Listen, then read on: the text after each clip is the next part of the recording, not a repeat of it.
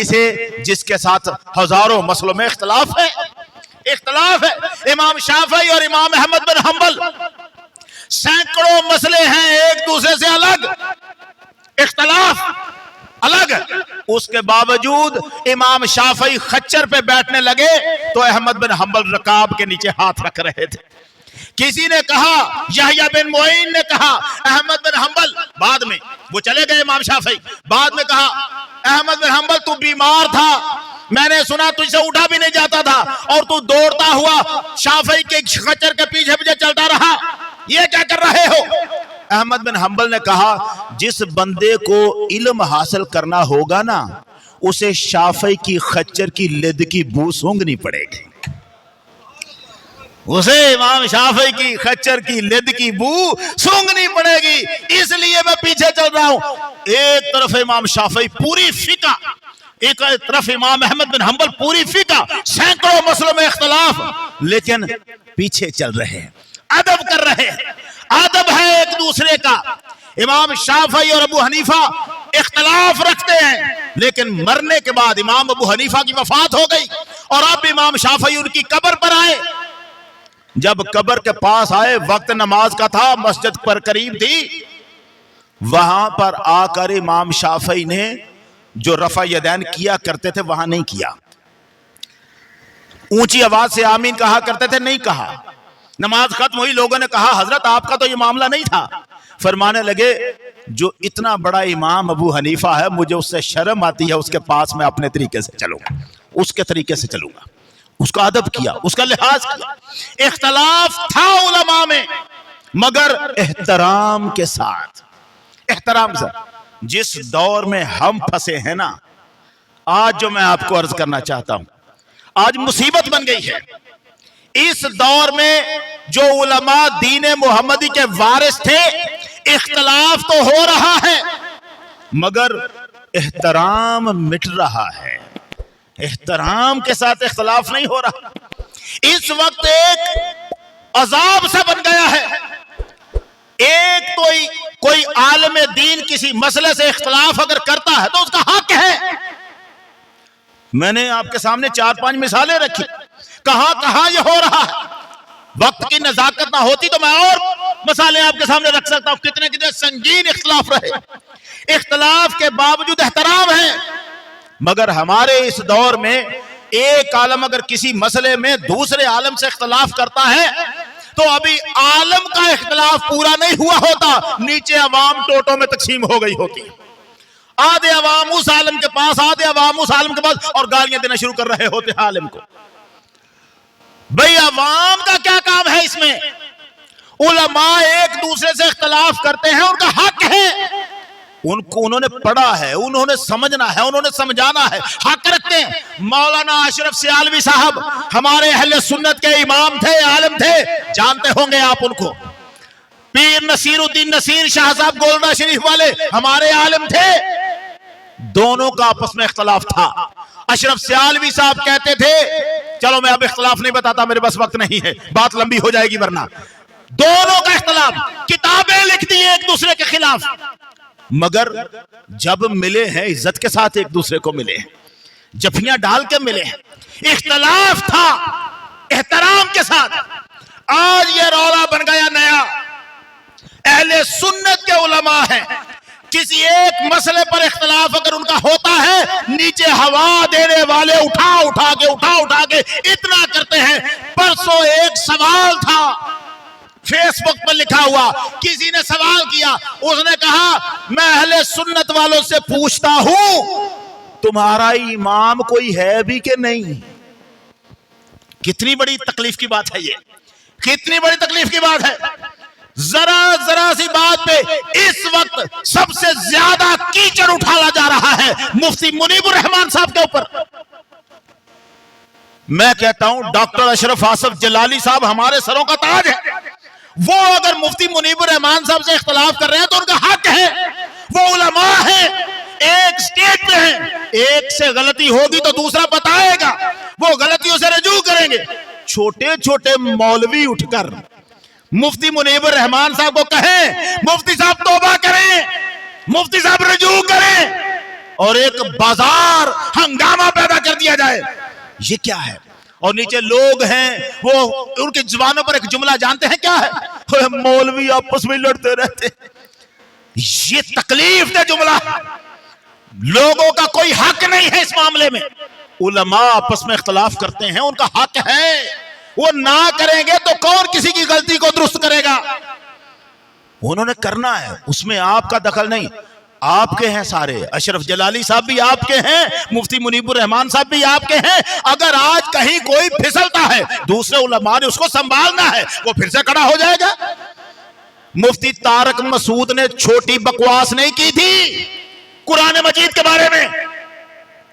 علماء دیوبند نے اس کے خلاف تقریریں کی تھی یا نہیں؟ اگر آپ لوگ جانتے ہیں تو تقریریں کی.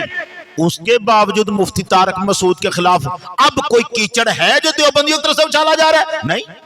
آپ کریں کہیں پر مفتی طارق مسعود کے خلاف بات، لوگ انہی کے ماننے والے کہیں گے نا ہمیں یہ منظور نہیں ہے. لوگوں نے سیکھا ہے اختلاف کیا جا سکتا ہے، لیکن اس کے اوپر ہنگامہ آ رہی، یہ لڑائی کس بات کی؟ بھئی وہ علماء ہیں، آپس میں بولیں گے، کریں گے، 100 مسائل ہوں گے، 100 جھگڑے ہوں گے، ان کو کرنے دیں. ہمارے ہیں وہ سب، جو اہل سنت کے علماء ہیں وہ سب ہمارے ہیں.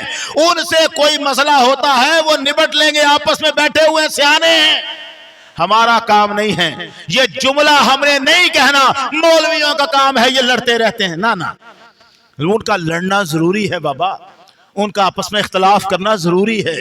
اعلی حضرت امام احمد رضا خان بریلوی سینکڑوں مسائل، سینکڑوں، ایک عدد نہیں، سینکڑوں مسائل ایسے ہیں جن میں اعلی حضرت نے اپنے بڑے علماء سے اختلاف کیا ہوا، اپنے سے بڑے امام ابو حنیفہ سے اختلاف کیا ہوا، ابن عابدین شامی سے اختلاف کیا ہوا ہے، بڑے بڑے علماء سے اختلاف کیا ہے. اب اگر کوئی بندہ اعلی حضرت سے اختلاف کر لے گا تو رہے گا تو انہی کا پیروکار، رہے گا تو انہی کے نام پہ جڑا ہوا. امام ابو یوسف امام ابو حنیفہ سے اختلاف کرتے تھے، اٹھ کے گئے کبھی ان کے مجلس سے؟ رہتے وہیں پہ بیٹھے ہوئے تھے. امام ابو حنیفہ رحمۃ اللہ علیہ فرماتے تھے امام جب رکوع سے اٹھے گا تو کہے گا سمیع اللہ لمن حمدہ، اور ساتھ ربنا لکل حمد نہیں کہے گا. امام ابو یوسف کہتے تھے امام جب کھڑا ہوگا تو سمیع اللہ بھی کہے گا، ساتھ ربنا لکل حمد بھی پڑھے گا. دونوں میں اختلاف ہے نا، مگر لڑ کے ان کی مجلس چھوڑ کے نکلے تو نہیں ہیں، رہے وہیں بیٹھے انہی کی مجلس میں، انہی کے ساتھ، انہی کے عقیدت مند، انہی کی تعریفیں کرتے رہے. تو یہ تعریفیں ہیں.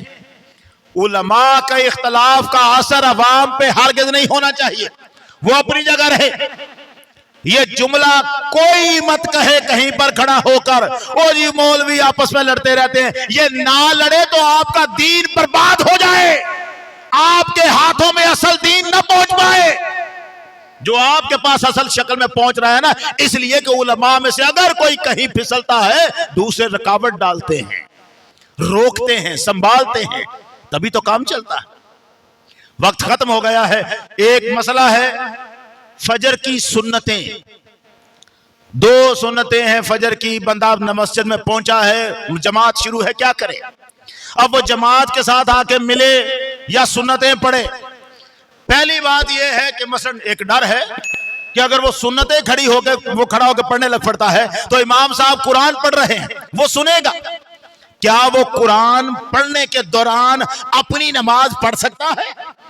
جبکہ قرآن کہتا ہے جب قرآن پڑھا جائے تو قرآن سنو، خاموش رہو. ادھر وہ نماز شروع کر دے اپنی. اچھا نہ پڑھے فرض کرو تو کیا کرے؟ اس صورت میں سرور عالم کا حکم ہے صلی اللہ علیہ وآلہ وسلم جس کی 2 رکعت فجر کی رہ جائیں وہ سورج طلوع ہونے کے بعد پڑھے.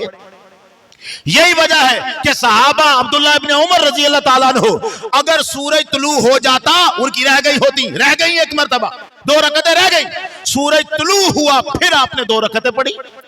یہ ضروری نہیں ہے کہ آپ وہیں بیٹھے رہیں، یہ شرط نہیں ہے، یہ افضل ہے، بس شرط نہیں ہے. لیکن پڑھیں، کیونکہ فجر کی جماعت، فجر کی نماز کے بعد طلوع آفتاب تک آپ کوئی نفل نماز پڑھ نہیں سکتے. اب وہ جو 2 سنتیں پہلی ہے وہ نفلوں کے حکم میں ہیں، انہیں آپ اس وقت میں ادا نہیں کر سکتے. یہ سرکار دو عالم کا حکم ہے، یہ صحیح حدیث ہے. अब जी सुनन अबू दाऊद में एक रिवायत है कि सरकार ने जमात करवाई फजर की, एक शख्स उठा और उसने फटाफट 2 रकअतें नियत करके नमाज पढ़ ली। हुजूर ने पूछा क्या किया, उसने कहा मेरी 2 रकअतें रह गई थी। सरकार खामोश रहे और इसे दलील निकाल ली, चूंकि सरकार ने मना नहीं फरमाया लिहाजा काम तो जायज हो गया। अगर ऐसा हुआ हो तो यकीनन बात दलील बन जाए, सहूलत है। लेकिन मुश्किल यह है अबू दाऊद की यह रिवायत ज़ईफ है, इसके ज़ौफ पर इत्तेफाक है। जब ये रिवायत ज़ईफ है, ज़ईफ रिवायत बुखारी शरीफ की सही रिवायत के मुकाबले में नहीं खड़ी हो सकती। हुजूर फरमा रहे हैं अगर किसी की 2 रकअतें रह जाएं, वो कब पढ़े? सूरज तुलू होने के, ये तो सरकार ने हुक्म दिया। अब सरकार फरमा रहे हैं फजर की नमाज के बाद सूरज तुलू होने तक कोई नमाज नहीं। सही फरमान आ गए। अब्दुल्ला इब्ने उमर की नमाज रह जाती है, सूरज तुलू होने का इंतजार करते हैं फिर पढ़ते हैं, तो इसका मतलब है वो उन्होंने इसी हुक्म को लिया। ये तो बात निकल गई। अब अगली बात है कि फिर बंदा क्या करे अगर जल्दी है, अगर सूरज तुलू होने का इंतजार नहीं करना फिर क्या करे? अब्दुल्ला इब्ने मसूद रजी अल्लाह ताला अन्हु, जिनके बारे में अभी मैं कह रहा था कि उमर फारूक फरमाया करते थे इल्म का भरा हुआ बर्तन देखना है तो इब्ने मसूद को देख लो। वो अब्दुल्ला इब्ने मसूद रजी अल्लाह ताला अन्हु मस्जिद में पहुंचे, फजर की नमाज खड़ी थी, जमात खड़ी थी, पीछे एक साइड पे होकर आपने 2 रकअतें सुन्नत अदा नियत कर ली। मैं नियत 2 रकअतें पढ़कर जमात के साथ शामिल हो गए। अबू दरदा साहबी रसूल हैं, मस्जिद में आए, खुद फरमाते हैं मैं कभी मस्जिद में आता हूं, जमात खड़ी होती है, मैं पहले 2 रकअत एक तरफ होकर पढ़ लेता हूं, फिर जमात के साथ शामिल हो जाता हूं। ये क्यों किया उन्होंने काम? अगर उनको पता था कि फजर की नमाज के बाद भी खड़े होकर पढ़ी जा सकती है तो फिर उनको पहले खड़े होने की जरूरत क्या थी? अब अगर ये सवाल है कि कुरान इधर पढ़ा जा रहा था तो फिर आप अलग होकर पढ़ेंगे, भाई हम तो बाद में पढ़ेंगे, पहले इब्ने मसूद और अबू दरदा का जवाब सुन ले। जो जवाब जिस नीयत से उन्होंने पढ़ी है पीछे खड़े होके, बस वही है। अफजल तरीका यही है कि अगर किसी की 2 रकअत रह जाए तो उसे सूरज तुलू होने का इंतजार करना चाहिए और फिर वो नमाज पढ़े। मैं ये नहीं कह रहा वो वहीं बैठ जाए, करे अपने काम काज, लेकिन जब सूरज तुलू हो जाए उसके बाद वो 2 सुन्नतें अपनी फजर की जो रह गई थी वो पढ़ ले, ये अफजल है। लेकिन इससे दूसरा दर्जा क्या है? वो ये है कि वो आया है, अगर उसे यकीन है कि मैं जमात के साथ शामिल हो जाऊंगा तो वो अपनी एक तरफ खड़ा होकर 2 रकअत पढ़ के जल्दी से जमात के साथ शामिल हो जाए। ये इब्ने मसूद, अबू दरदा और सहाबा जिन्होंने ये अमल किया है, मुसन्नफ इब्ने अबी शैबा उसके अंदर ये सारी रिवायतें लिखी हुई हैं। वो नमाज ऐसे अदा कर सकता है, फजर के फर्ज पढ़ लेने के बाद उठ के 2 सुन्नतें पढ़ने की कोई गुंजाइश नहीं है। दूसरा मसला है, एक औरत है, बूढ़िया औरत है, खामद मर जाता है, इद्दत कितनी है? वो बुढ़िया हो या जवान हो, जब खामद फौत हो इद्दत 4 महीने 10 दिन, ये कुरान ने बयान कर दिया। ये इद्दत सोग की इद्दत है, सोग की। खामद के लिए बीवी 4 महीने 10 दिन की इद्दत है। अब हो गई तलाक, फौत नहीं हुआ बंदा, तलाक दी, तो तलाक की सूरत में उसकी इद्दत 3 हैज। वो जो 3 हैज उसकी इद्दत है, एक ऐसी औरत है जो बूढ़ी हो चुकी है बुढ़ापे में, या कह लें ऐसी उम्र में है जहां हैज बंद हो चुका है, अब उसे तलाक हो गई है, उसकी इद्दत भी 3 महीने है, उसकी इद्दत भी 3 महीने है। अगर हमल है तो फिर वज़ाए हमल तक उसकी इद्दत रहेगी, वो इद्दत में रहेगी हमल तक। ये इद्दत के मसाइल थे। अल्लाह ताला हम सबको नबी करीम सल्लल्लाहु अलैहि वसल्लम का लाया हुआ ये मुबारक दीन समझने की तौफीक अता फरमाए। व आखिर दवाना अल्हम्दुलिल्लाह रब्बिल